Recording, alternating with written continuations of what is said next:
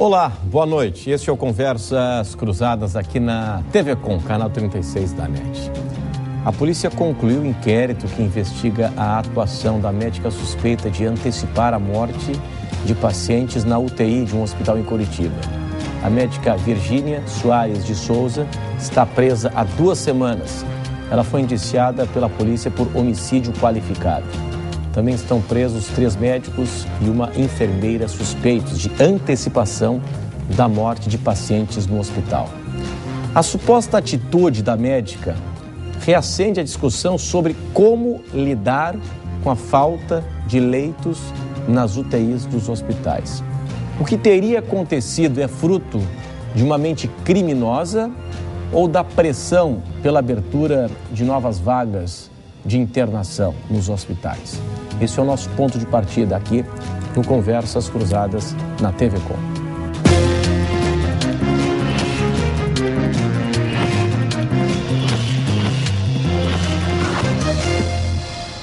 Hoje nós recebemos o médico oncologista, Dr. Leopoldo Alberto Bach, que é diretor jurídico adjunto no Sindicato dos Médicos em Santa Catarina.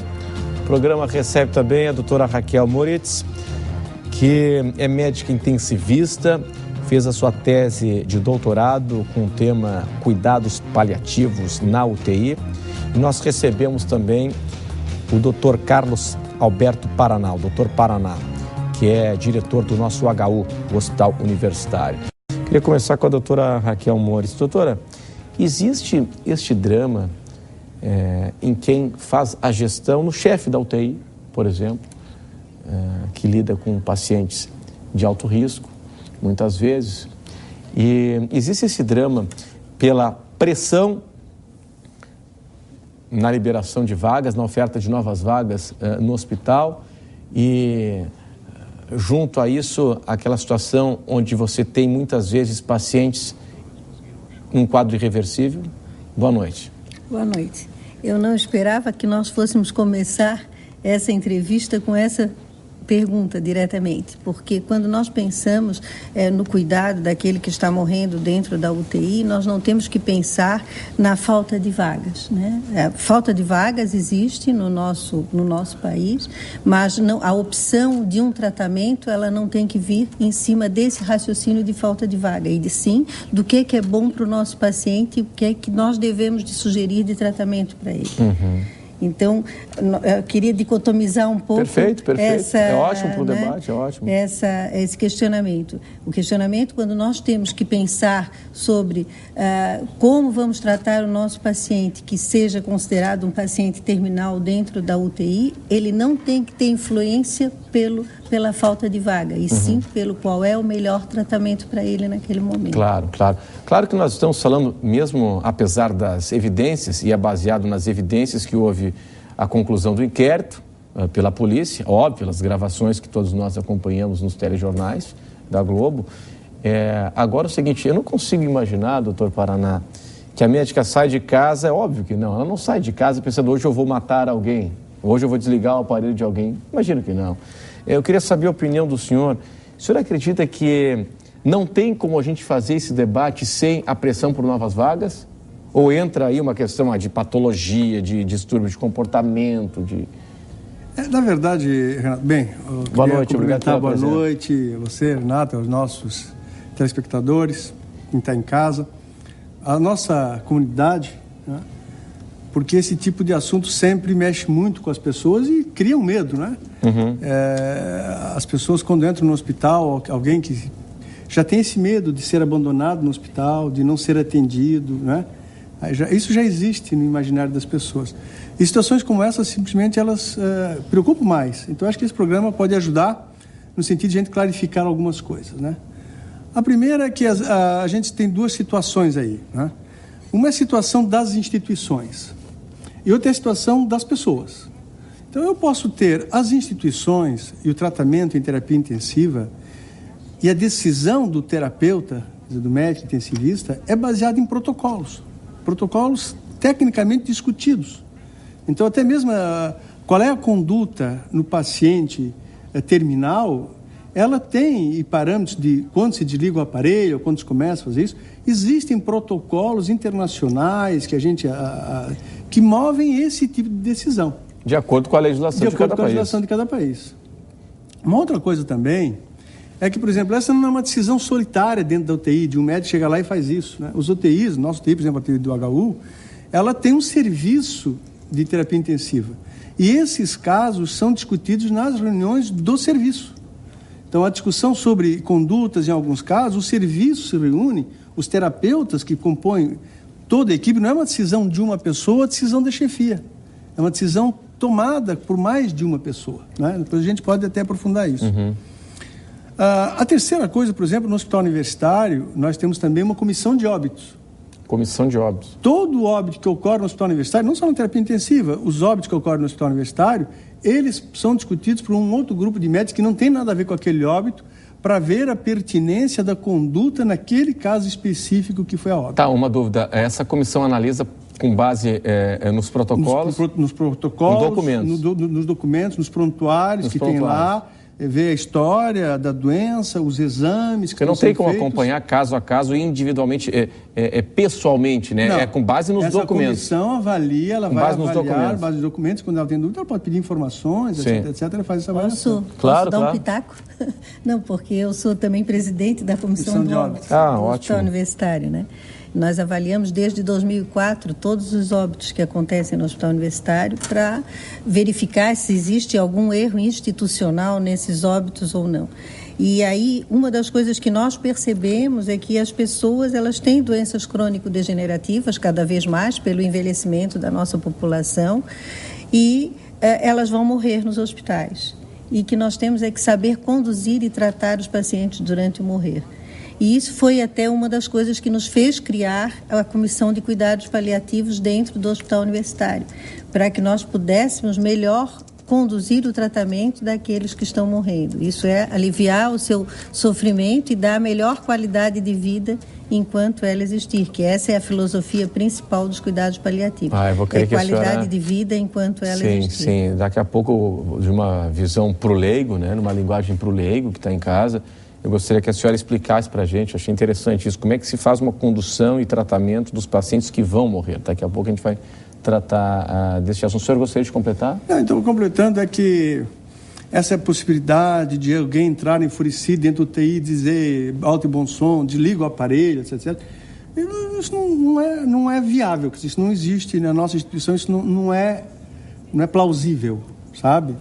Agora, isso não impede que você possa ter pessoas com desvio de conduta que possam tomar daí não condutas institucionais, mas condutas baseadas num distúrbio dela, ou às vezes até numa interferência de conduta, de fazer alguma coisa errada. Isso não é, mas isso não é. Mas, doutor, normalmente quando acontecem essas denúncias, nunca é uma decisão institucional, é uma decisão de alguém que vai de forma transversal, né? Paralela à legislação, paralela à missão do hospital, né? A linha de conduta do hospital, da unidade hospitalar, né? Alguém que vai à margem disso, né? Mas por isso é que eu te digo que, a partir daí, os demais membros, eles conseguem detectar isso, tomar providências. Eu queria, assim, muito acalmar as pessoas da nossa cidade. Quer dizer, a terapia intensiva não é um lugar que se faz qualquer coisa, a qualquer preço, por exemplo, como você perguntou inicialmente. Vamos tomar uma decisão de desligar um aparelho porque precisamos da vaga. Não, isso nunca é uma decisão que acontece na nossa região. Ok. Eu queria saber a opinião do Dr. Leopoldo, que é médico oncologista, que lida com esse problema também, né? Imagino. Doutor, qual é a visão do senhor, né? Acompanhando de longe aqui o caso do Paraná, o que aconteceu lá, hein? Boa noite. Em primeiro lugar, boa noite aos colegas, né, participantes dessa mesa, aos telespectadores. Reforçando o que os meus colegas já disseram, quem talvez nunca tenha entrado numa UTI não tem uma ideia exata de como as coisas acontecem lá dentro, mas é um lugar onde praticamente, não vou dizer impossível, mas extremamente difícil alguém tomar uma conduta errônea, quer dizer, maldosa, sem que ninguém perceba. Isso é praticamente impossível. Um ambiente aberto, onde tem vários médicos, vários funcionários, o médico não atua sozinho, depende de enfermeiras, de técnicos de enfermagem. Quer dizer, as ordens dele não podem ser executadas sem o assentimento e a participação dos outros médicos, dos outros funcionários. Então, toda essa celeuma que se criou, a gente tem que dar aquilo que realmente vai sair no final desse processo todo. Porque a gente tem que analisar isso tudo com muito cuidado, porque é uma situação muito difícil de avaliar. A polícia deve ter lá seus motivos, né? Mas pode até acontecer no final a tal médica sair inocente disso tudo. Claro, é uma possibilidade. Sim. Mas como o doutor Paraná disse, o médico, em princípio, ele atua na promoção da saúde e no combate à doença e na valorização da vida. Nós jamais pensamos em causar dano em alguém. Isso nos é absolutamente vedado. Não, aí é o crime, aí a gente não está falando do médico, a gente está falando do criminoso. E existem dois tipos de morte que pode acontecer habitualmente. Uma é a distanásia, né? Que é a morte com sofrimento, que é uma coisa que deve ser evitada. E outra que é uma coisa que é permitida através da resolução do Conselho Federal de Medicina e que foi apoiado em jurisprudência, né? Que é a ortotanásia, que é a obtenção de meios para que o indivíduo possa ter uma morte natural, sem sofrimento exagerado e sem que a vida dele seja prolongada além daquilo que é necessário, ou seja, manter alguém vivo só por manter vivo, alguém que na realidade já está morto, entendeu? Então, isso é uma questão... chamada morte cerebral? Não. Não? Não. Não? A gente vai explicar isso daqui a pouco, depois. Não se pode, por exemplo, eu vou dar um exemplo, eu que sou oncologista, alguém que tem um quadro de linfangite carcinomatosa pulmonar. O indivíduo está com uma falta de ar horrível, entende? Então, nós vamos colocar ele num aparelho para fazer com que ele continue vivo no respirador artificial? Jamais. Nós vamos tentar fazer o quê? Aliviar o sofrimento dele. Evitar que aquela falta de ar horrorosa continue até o momento da morte dele. E o que se faz nessa hora? Se cede o paciente para que diminua o ritmo respiratório, ele perca a consciência do próprio sofrimento e tenha aquilo que a gente merece, que é uma morte com dignidade. Então, esse é o nosso papel como médicos. E acredito, assim, que 99,99% dos nossos colegas pensam assim, em prol do paciente. Desvio de conduta na classe médica é coisa rara. Só que nós como classe, somos muito cobrados, porque o nosso papel é um papel muito importante. Então, qualquer desvio nosso recebe atenção, coisa que talvez não aconteça em outras profissões. Mas nós, nesse ponto, nós somos muito cobrados com razão, porque nós lidamos com vida, que é o bem mais precioso do ser humano. Eu queria saber da doutora Moritz o seguinte, quando a senhora falou conduzir e tratar os pacientes que vão morrer, como é que é isso? Depois eu respondo esse. Claro, eu posso antes dizer que, como foi falado aqui do Conselho, eu estou também representando o Conselho e eu queria ler para a população o que está escrito no Código de Ética Médica do Conselho Federal de Medicina. Depois do artigo 41, o parágrafo único. Nos casos de doença incurável e terminal, deve o médico oferecer todos os cuidados paliativos disponíveis, sem empreender ações diagnósticas ou terapêuticas inúteis ou obstinadas, levando sempre em consideração a vontade expressa do paciente ou, na sua impossibilidade, a do seu representante legal. Então, nós temos, era o que estava sendo aqui discutido sobre distanásia, ortotanásia e eutanásia, que é um assunto que sempre o leigo gosta muito de perguntar de uma ou de outra, então que seria o que já foi aqui dito, que nós devemos e temos o direito de oferecer uma morte digna, que seria não sermos obstinados por uma terapêutica, e isso está definido no nosso Código de Ética. Sobre a morte, como nós poderíamos conduzir ou morrer, só separar que cuidados paliativos não são aqueles prestados só no momento da morte, eles devem ser prestados desde o início de um diagnóstico de uma doença que levará à morte, mas que pode levar anos.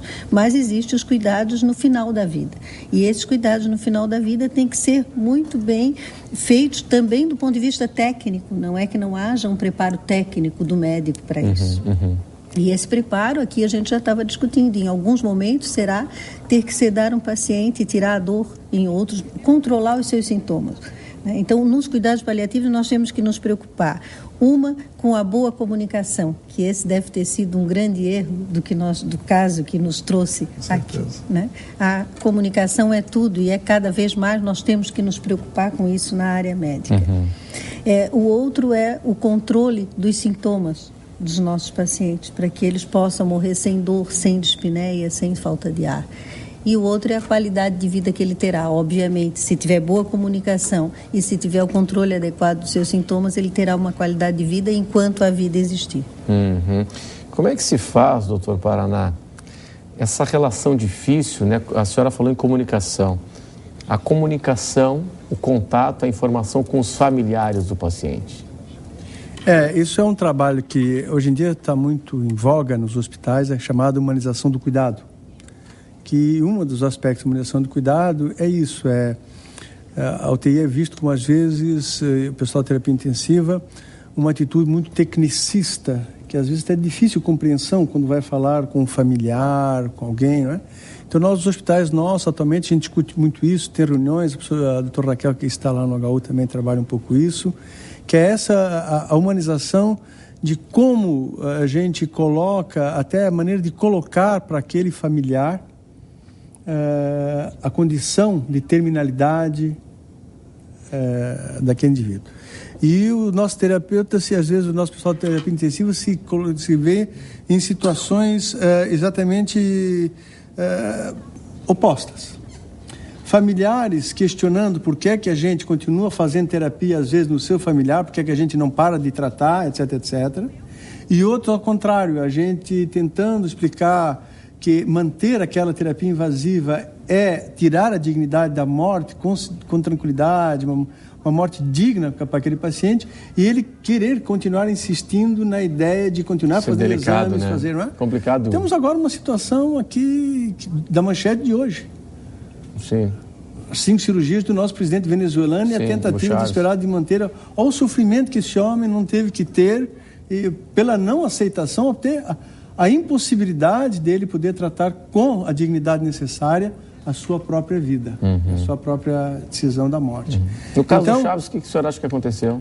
Eu acho que... Eu não cheguei a ler o histórico a gente não tem, ninguém teve acesso a isso, mas o que nos demonstra, na maneira como o caso foi cuidado, foi aquela tentativa exasperada de manter a qualquer custo ele respirando, que chamaram de vida. Pela questão política. Pela questão política. Claro. Então, às vezes existe esse conflito, que é um conflito pessoal. A ideia de como tratar a morte não é igual em todos nós. Às vezes tem um familiar que chega para nós, o paciente chega para nós e diz que ele não quer ir para a UTI, não quer fazer isso, não quer fazer aquilo. Mas a família não aceita isso. Claro, não, tem muita gente que tem a decisão em vida, né? Isso. A decisão até enquanto são, né? Enquanto saudável e tal. Assim, eu não quero morrer num hospital. Tem muita gente que tem essa decisão, né? Não quero, se é para morrer, prefiro morrer em casa. Não é isso? Exato. E já pelo outro contrário, tem outras pessoas que querem que a gente fique inutilmente, questiona manter de qualquer maneira ou buscar terapias, etc, etc, mas em situações que não tem mais um desfecho favorável. Então o pessoal de terapia intensiva se vislumbra com essas situações e ele tem que estar preparado para conversar com esses dois tipos de pessoa e de situação. Ou seja, não é uma fórmula única, é uma forma que, como a doutora Raquel falou, precisamos cada vez mais, e aí o nosso Código de Ética novo coloca isso também com muita ênfase, que essa decisão também não é uma decisão só do médico. E o nosso Código de Ética agora reflete muito o médico respeitar a decisão do paciente ou do seu familiar, ou seja, a autonomia dele poder fazer isso. Então, eu acho que isso associado, o professor Raquel falou, quando isso funciona bem, que cada um tenta sentir o pensamento do outro, vendo o benefício daquele indivíduo que está em fase final, que está morrendo, eu acho que a gente consegue uma solução melhor. Às vezes, o que acontece quando isso não ocorre, temos situações como essa que a gente está vivenciando lá no Paraná, não é? Vamos fazer o seguinte, a gente vai para um intervalo comercial. Eu quero saber o seguinte, como é que se lida com a falta de vagas? Embora foi dito aqui que não dá para relacionar você antecipar a morte de pacientes com pressão por oferta de vagas, mas como é que se lida? Imagino que o gestor hospitalar é um drama diário, né? De um lado, a necessidade de abertura de vagas de leitos hospitalares e, de outro lado, pacientes terminais. A gente vai para um intervalo e até já.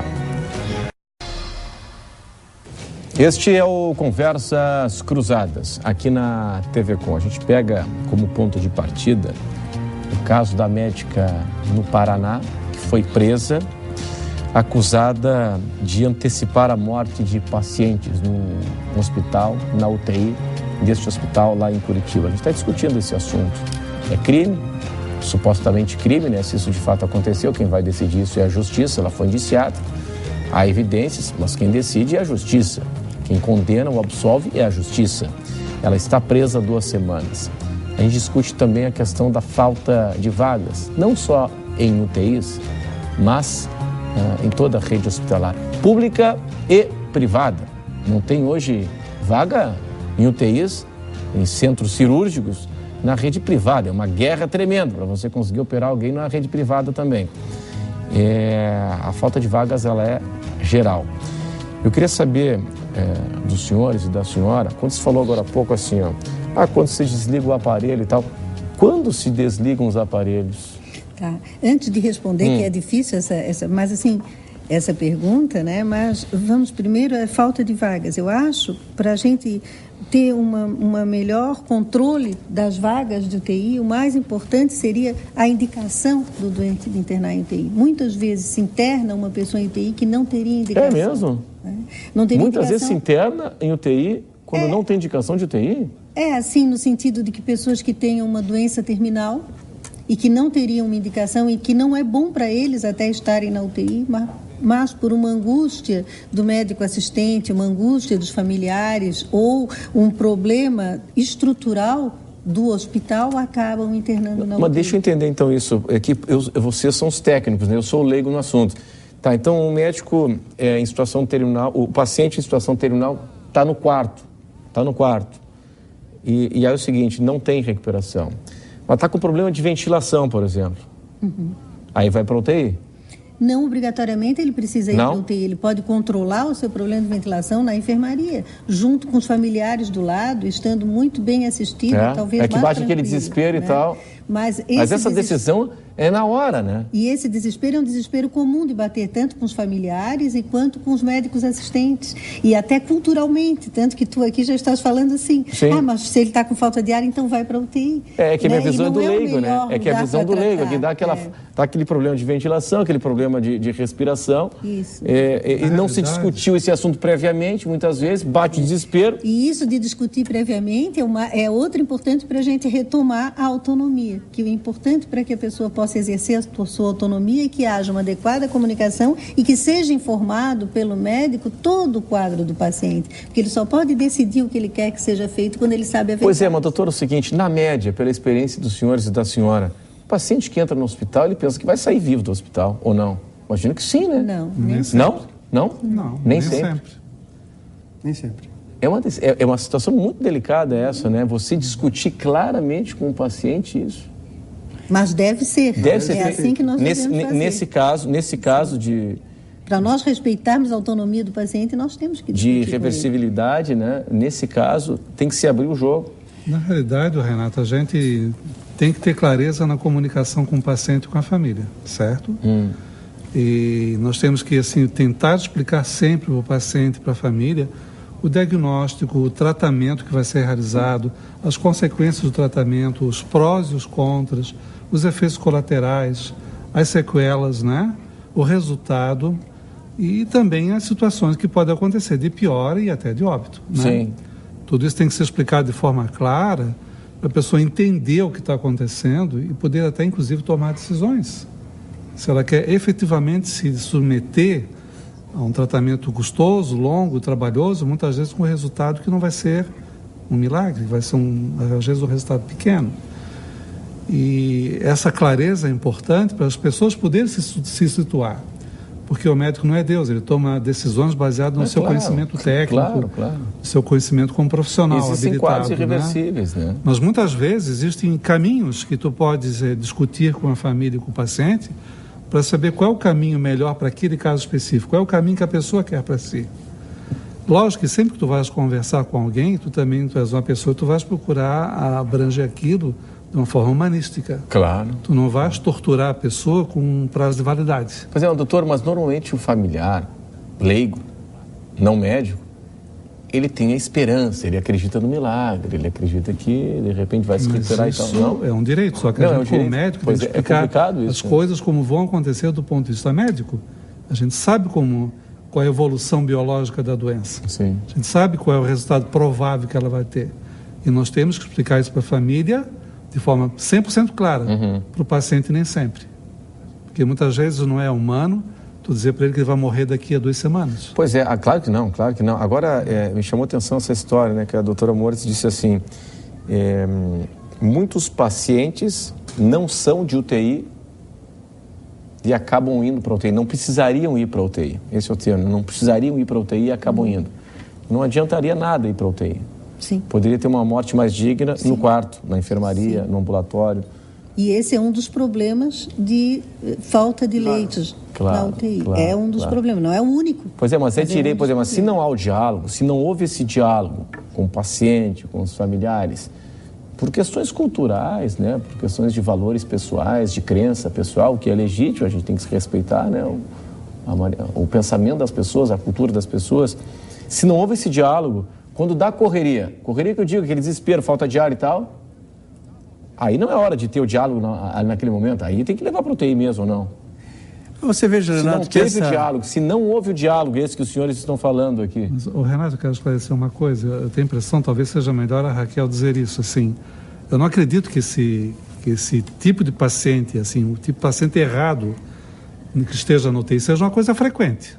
Acredito que a maior parte das pessoas que estão na UTI estão lá porque deveriam estar. Porque podem ter saído. Não é correto, Raquel? Não, cada vez mais nas UTIs existe a internação de pacientes com doenças crônico-degenerativas. Isso é uma clientela que tem aumentado dentro das unidades. Paciente oncológico tem bem poucos, né? Não, mas quando eu falo em paliativo e doente com doença terminal, eu, por exemplo, tu tens a experiência com os pacientes oncológicos, eu menos, porque no HU nós não temos tanto, né, a oncologia. Mas as doenças crônico-degenerativas todas que afetam somente neurológicas, cardiológicas. Cardiológicas, todas, doença pulmonar obstrutiva crônica, cirrose, doença cardíaca, doença degenerativa cerebral. E com o envelhecimento da população, cada vez mais nós temos pacientes com doenças crônico-degenerativas e intercorrências agudas e que vão para a UTI. E que aí seriam importantes metas terapêuticas dentro da UTI. Essas são discussões para o futuro e são metas terapêuticas, o que é isso? É que quando a gente vai internar um paciente, por exemplo, não quer dizer que um paciente que esteja sob cuidados paliativos, ele não tenha indicação de internar em UTI. Ele pode ter indicação de internar em UTI, mas ele terá indicação de fazer o tratamento até um certo ponto. A partir dali, poderá ser uma obstinação terapêutica e isso poderá ser ruim para ele. Então, são metas terapêuticas. Até onde que a terapêutica instituída vai ser adequada para ele. Isso é muito delicado, né? Junto com os familiares, hein, doutor Paraná? É claro que delicado, né? Essa situação, por isso que quando a gente coloca casos como esse, que está em pauta, é complexo a tomada de decisão, como isso que a Raquel falou. É claro que tem certos pacientes que, quando chega na hora, o paciente começa a passar mal no leito, e eu vejo isso como diretor do hospital. Sim. Ele começou a passar mal no leito, e é um paciente, às vezes, 85 anos, com doenças crônicas, etc. Tido como irreversível. É um quadro irreversível, sim. É um quadro neurológico. Sim, sim. E a gente sente que não há uma possibilidade desse indivíduo retomar uma vida normal na sua plenitude, às vezes são pacientes. Mas aí começa a haver a pressão da família que está ao redor, e do médico. O médico e a família têm duas coisas muito em comum. O médico tem na sua formação um princípio, que a gente chama de princípio hipocrático, que é o médico tem por obrigação fazer tudo o que tiver a seu alcance para atender o seu paciente. Claro. E o familiar pensa a mesma coisa. Porque se ele não tentar fazer tudo, ele depois fica com a sensação de culpa que ele devia ter feito. Então todo mundo, para aliviar a sua atenção naquele momento, tenta dizer, por que não coloca na terapia intensiva? E aí começa a discussão com o pessoal do UTI, se esse indivíduo pode ir para a UTI ou não. O terapeuta intensiva vê assim, para o leigo, a grosso modo entender, se aquele paciente, embora tenha uma doença crônica, se ele tem chance de ir para a UTI, melhorar e voltar a ter uma condição, pelo menos, estável. Ou seja, não vou curá-lo, mas ele pode voltar a ter uma condição estável. Então é isso que se diz, que há uma possibilidade de alguém ter cuidados paliativos e ir para a UTI. Mas também tem aquela outra situação que ele vê que esse paciente ir para a UTI, ele não tem nenhuma chance de ter alta no UTI. Ele vai ir a óbito no UTI porque a condição dele está extremamente deteriorada e tem dificuldade de sair do UTI. E aí começa um embate entre o assistente e a família pressionando o terapeuta intensivo para aceitar o paciente na UTI e o terapeuta intensivo dizendo que aquele não é um caso efetivamente na UTI. A nossa discussão sobre falta de vagas existe em todos os lugares, não é só no UTI, em todos os lugares do hospital. Sim. Mas não, quando a gente começa a ter falta de vaga no UTI, o que acontece, por exemplo, lá no nosso hospital, eu tenho as cirurgias marcadas e nós temos leitos de UTI para pacientes graves. O paciente vai ser submetido a uma grande cirurgia amanhã, a gente reserva um leito, sabe que esse paciente vai precisar de um pouco de UTI hoje. Seu planejamento, a gente reserva um leito. Tá. Quando acontece uma situação como essa, de vir alguém, o que acontece? O leito de UTI é tomado por essa outra pessoa e o que acaba acontecendo é que a gente acaba transferindo a cirurgia e a gente prolonga o tempo de internação até ter uma nova vaga de UTI. Então, e aí os pacientes dizem assim, pô, ia ser operado amanhã, não fui mais, fiquei naquela angústia. Por que eu não fosse mais operado? É porque ocupamos a leito de UTI com um acidentado que chegou, com aquele sujeito que passou mal no hospital, foi para o UTI. Drama, né? Então, esse é um drama que está afetando muitos hospitais, que está dando uma retenção, principalmente nas condições cirúrgicas, uma dificuldade de a gente dar continuidade aos processos cirúrgicos, né? Então, por exemplo, isso falta no leito da UTI, mas essa falta de leitos de UTI significa que a gente reserve os leitos para essas pessoas que agravam a sua situação. Bom, pessoal, para daqui a pouco, depois do intervalo, eu quero retomar uma pergunta aqui. Quando os aparelhos são desligados? Até já. Este é o Conversas Cruzadas aqui na TV Com. O nosso assunto hoje é o seguinte, pegando como ponto de partida o caso da médica que foi presa, está presa 2 semanas lá em Curitiba, médica acusada de antecipar a morte de pacientes na UTI de um hospital em Curitiba. É isso que a gente está discutindo aqui. Vamos ver o que o pessoal em casa está opinando. Roger Rodrigues, não concordo em discutir estes 2 temas como causa e consequência. A discussão em torno de casos terminais é muito delicada para relacionarmos a problemas de gestão de saúde. Quando estamos em conversa com familiares sobre pacientes em cuidados paliativos, nossa razão cai por terra ao sermos questionados sobre disponibilidade ou não de leitos. Roger Rodrigues deve ser médico, enfermeiro, deve trabalhar certamente... É intensivista? Acho que certamente pelo teor da mensagem conhece aí, lida, né, vive a questão da saúde diariamente. Bom, eu sei que vocês opinassem o que o Roger está comentando aqui. Olha, assim, a falta de vaga em hospital no Brasil todo é problema, né? E isso em hospitais públicos tem um motivo que é subfinanciamento, que é um fator sobejamente sabido e não resolvido. Tem até em hospital privado também o problema, né? Falta de vaga em UTI é um problema crônico também no nosso estado e na nossa cidade. Mas, assim, eu tenho certeza absoluta que nenhum intensivista e nenhum médico toma decisões do tratamento do seu paciente baseado em falta de vaga. Ninguém vai dar alta ou deixar de tratar alguém ou provocar ativamente a morte de alguém para disponibilizar mais rápido aquele leito. Isso não existe, certo? Nós somos médicos e o nosso dever é atender bem aquele paciente e nós estamos focados naquele caso particular. Então, nesse sentido, ele tem razão. Então, acho que o debate de falta de vaga não é o fulcro do nosso problema aqui, né? Isso é um problema de gestão pública que tem que ser resolvido, é um problema sério, é um problema que atinge a população e nos angustia também como médicos, né? Porque nós acabamos sofrendo a consequência disso. E como o doutor Paraná falou ainda há pouco, falta de leito em UTI acaba repercutindo sobre todo o processo do hospital. Claro. Porque atrasa uma série de coisas. Cirurgia e tal. De cirurgias e outras coisas, né? Então, o problema de saúde no Brasil tem que ser resolvido. E isso é subfinanciamento, tem que haver mais verbas para a saúde. O Paraná gerencia de uma forma brilhante um hospital público, um hospital universitário. Com toda a dificuldade, uma gestão transformadora, com toda a dificuldade. Mas, com certeza, se houvesse recurso no montante suficiente, poderia fazer muito mais, né?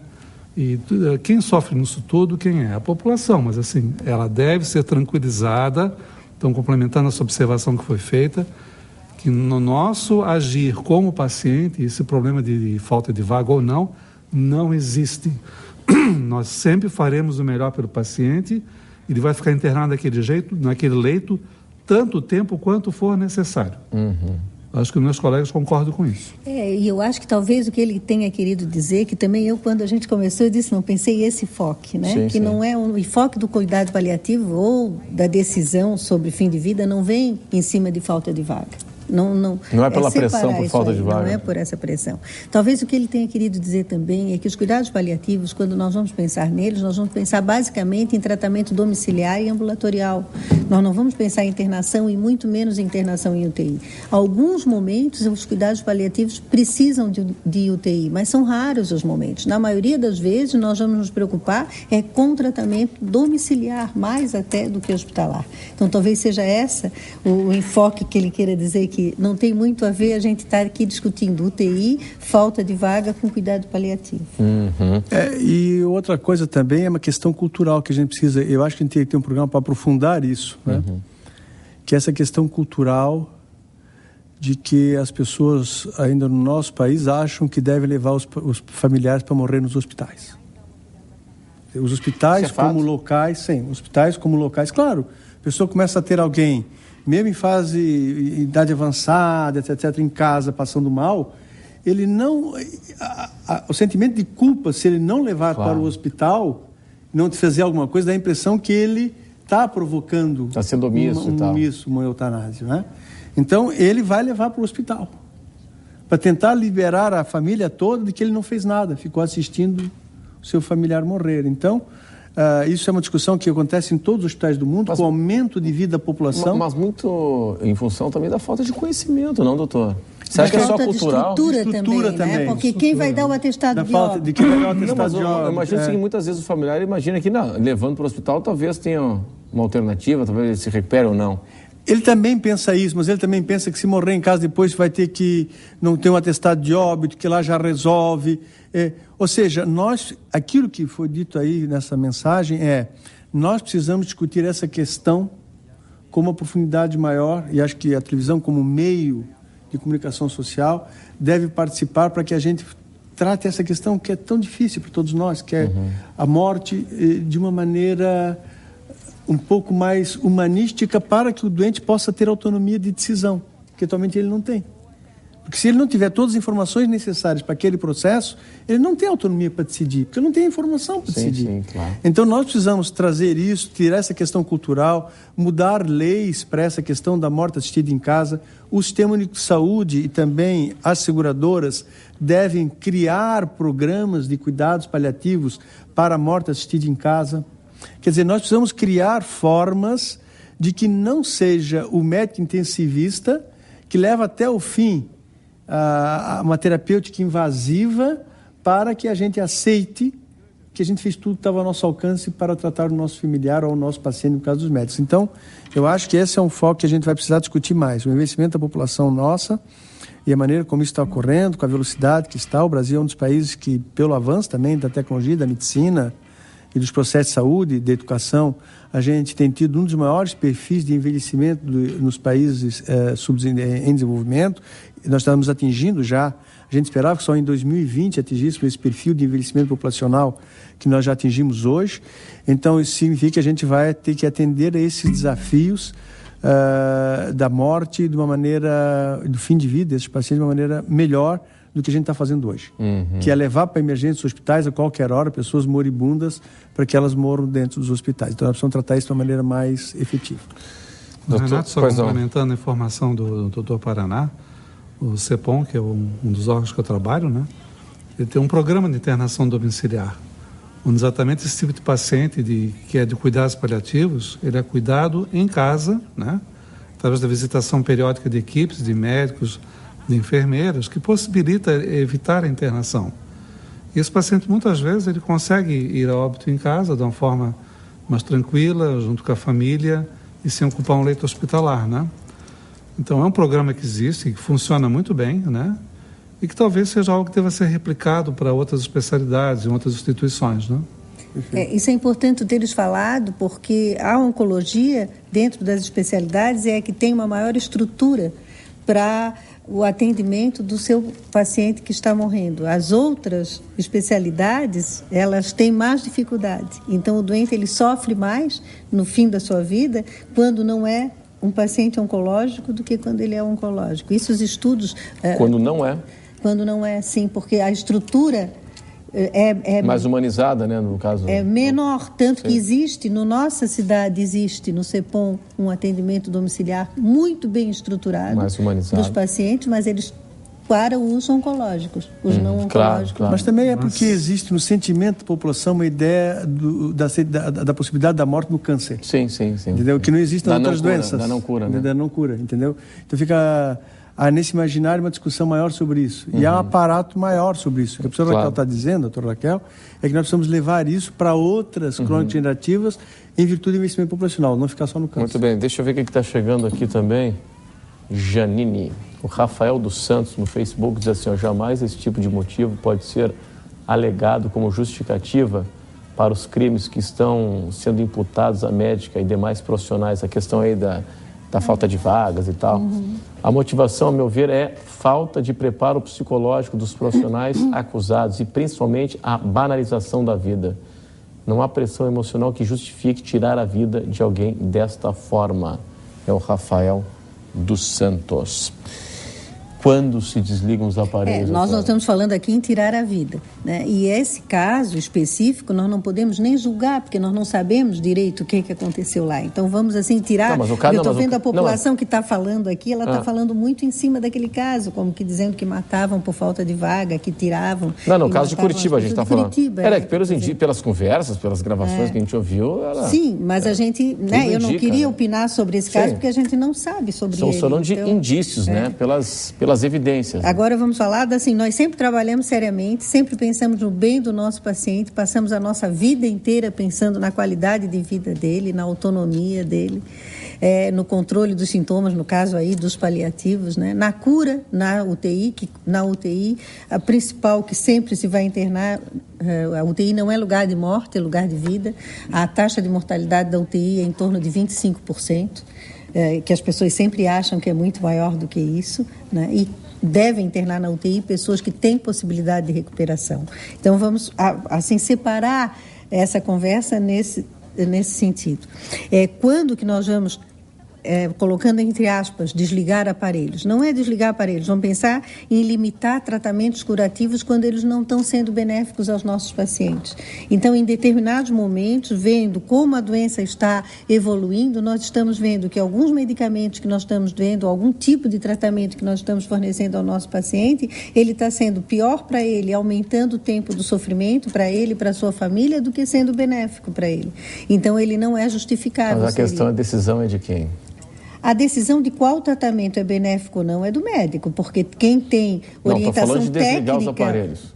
Sim, se desligar aparelho, eu digo entre aspas, porque isso é uma coisa assim mais extrema. Mas até vamos falar que existe, o Paraná já tinha comentado aqui, que existem protocolos quando se pensa em limitação terapêutica, e o termo que se usa normalmente é limite de esforço terapêutico, né?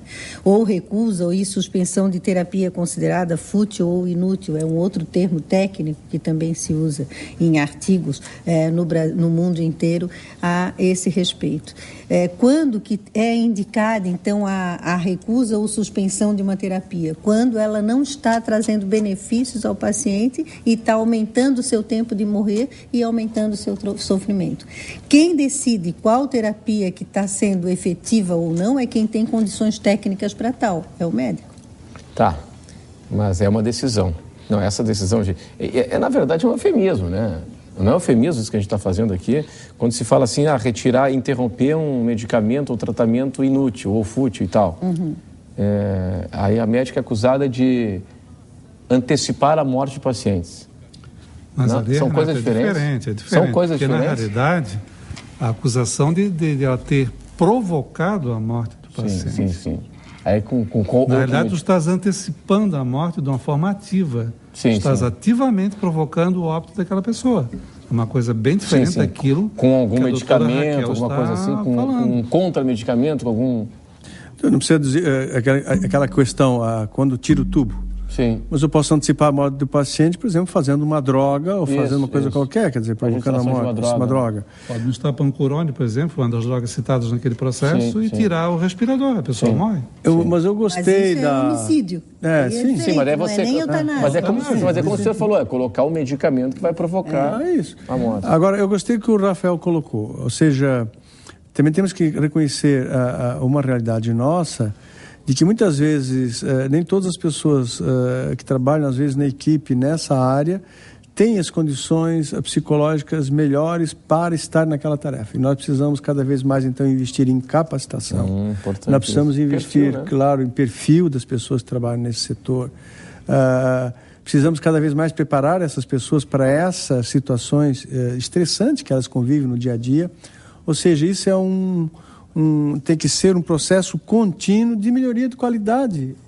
E, nesse aspecto, na terapia intensiva, alguém que faz uma situação como essa, num lugar que está ali para fazer com que situações extremamente graves possam se recuperar, elas se omitir desse processo ou ter pelo menos a intempestividade verbal que as gravações mostram, não é? Pode ser até que aquela intempestividade verbal das gravações não tenha se refletido em atos efetivos na prática, mas pelo menos aquela intempestividade verbal que ela demonstra ali mostra claramente uma falta de preparo psicológico para atuar naquela área. Isso é indiscutível, isso a gente pode afirmar.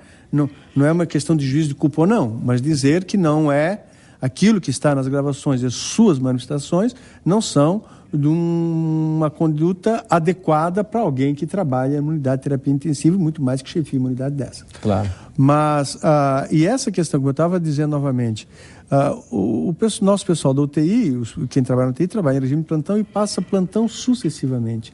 Cada um que entra discute os casos que estão ali, discute a terapia que está sendo feita e discute as propostas terapêuticas para o próximo ciclo daquele que está passando o plantão. Então, como foi dito aqui pelo Leopoldo, não é uma decisão solitária que o sujeito toma sozinho, quer dizer, esse aspecto é discutido, é observado isso que a professora Raquel está dizendo. Esse paciente está melhorando, não está melhorando, os exames voltaram piores, não está tendo condição, a gente tinha uma proposta que e aí se determina, estamos há 6 dias mantendo isso, não está apresentando resultados, e passa a se fazer uma discussão em grupo de que se a gente não está entrando numa terapêutica fútil ou desnecessária para aquele paciente. Obviamente, então, essa é com a família, no caso da UTI, com os familiares também sabendo tudo o que está acontecendo e conversando, e nós sabendo como é que está o amadurecimento dos familiares para aceitarem a situação. Isso é importante também. E a autonomia, volto a dizer, é importante. No caso da UTI, um paciente que esteja sedado, é difícil de nós aí conversarmos com ele. Mas fora dali, a conversa com o paciente também. Eu só queria ler isso aqui, que foi escrito pelo José Henrique Torres, que é um juiz de direito. Omissão de socorro por não prolongar o morrer não é omissão. Não há omissão por não tratar o que não pode ser tratado. Então, existe jurisprudência também a esse respeito. Nós vamos para o intervalo, daqui a pouco eu queria saber, já que a senhora citou o magistrado, se há necessidade de algum tipo de mudança na legislação. Até já. É o Conversas Cruzadas aqui na TV Com. Queria saber dos nossos convidados, há necessidade de mudança na legislação? Há necessidade de alguma mudança na lei, doutora Amores, com relação à eutanásia, distanásia, ortotanásia? Eu acho que há necessidade, seria bom uma formalização da lei, vamos dizer assim. Porque o que eu quero dizer com formalização? Eu tive a honra de participar no Conselho Federal de Medicina, do grupo de uma comissão de cuidados paliativos. Nós fizemos a resolução 1805 de 06, que dizia que é permitido ao médico limitar ou suspender, uma das coisas que dizia era essa, que é permitido ao médico limitar ou suspender tratamentos fúteis ou inúteis, e que todo paciente tem direito a cuidados paliativos com controle dos seus sintomas e qualidade de vida. E essa resolução ela foi colocada sob júdice e houve 3 anos de processo legal contra essa resolução, e em 2009 ela foi considerada procedente pela Procuradora da República, Luciana Loureiro Oliveira. Então nós temos jurisprudência a respeito. Existe um projeto de lei também que ele está em andamento, já foi aceito numa primeira etapa, mas ainda está em tramitação. Então, eu acho que já existe definição legal, mas não existe formalização. E será importante, sim, que haja uma maior discussão e uma formalização da lei. Para encerrar aqui o programa, onde é que é aquela história até que apareceu no Fantástico, do Dr. Morte? Não era na Europa isso? Foi na Europa, sim, foi nos países escandinavos, de um médico que era convidado pelas próprias pessoas muitas vezes para fazer eutanásia, porque se tratava de um caso e ele antecipava o processo de morte, mas em concordância com o paciente. Claro. Mas isso foi visto como uma prática ilegal, por isso ele foi condenado. Sim. Porque, na verdade, ele não tinha a condição, quer dizer, não lhe permitia a função de médico promover a eutanásia por falta de mecanismos legais que regulamentassem a eutanásia naqueles países. Então, eu acho que no nosso país precisamos, sim, primeiro, formalizar isso do ponto de vista legal. Segundo, nós precisamos preparar cada vez mais o nosso pessoal da terapia intensiva, formalizando que eles possam abrir cada vez mais um diálogo com os familiares, com os pacientes. E muito mais que questões legais, nós precisamos fazer isso. Precisamos também que os meios de comunicação, que todos nós passássemos daqui para frente a tratar essa questão do morrer com uma distância maior de certos mecanismos culturais que nós temos, né? Nós saímos de uma época, nós da civilização ocidental aqui latina, passamos uma época que a gente tinha, quando alguém morria, ficava sendo durante 7 dias um funeral com o corpo presente. Então a gente trata muito mal, a gente sofre muito com a ideia da possibilidade da morte. Então acho que não é o momento, em virtude de que nós estamos discutindo isso perante uma atuação intempestiva de alguns profissionais, ao que parece, mas nós precisamos ter espaço para discutir isso com uma questão melhor, para que a população, nós médicos e a população possamos tratar isso sem os medos que nós também temos. O médico também tem medo. Tem medo da sua vida perante a morte, depois quando você tem dúvida com você, você tem dificuldade de levar ao outro. Claro, então nós precisamos todos são as crenças, os valores culturais, né? Nós estamos sobre a hora, eu queria agradecer a presença de todos hoje aqui conosco, no Conversas Cruzadas. É um assunto denso, né? É um assunto até um certo tabu, né? Discutir esse assunto numa cultura ocidental como é a nossa. Agradeço a atenção de vocês aqui conosco. Conversas Cruzadas. Quem decide tem opinião, assiste. Tchau!